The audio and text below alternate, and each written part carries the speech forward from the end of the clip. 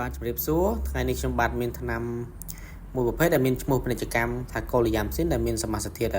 អំពីសនិងកូលីស្ទីនដែលវាផ្ដោតសំខាន់ទៅលើបញ្ហារបស់កូនជ្រូកដូចជាបញ្ហារាគបញ្ហាហើមក្បាលបញ្ហារលាកដោះលើមេបញ្ហារលាកស្បូនមិនស៊ីចំណីជាដើមតែបើផ្ដោតទៅលើកូនជ្រូកគឺសន្តានបញ្ហារាគគឺសំខាន់តកតងមួយកូនជ្រូកនៅបាវដោះកូលីយ៉ាំស៊ីនមានប្រសិទ្ធភាពបំផុតនៅពេលដែលមានបញ្ហារាគ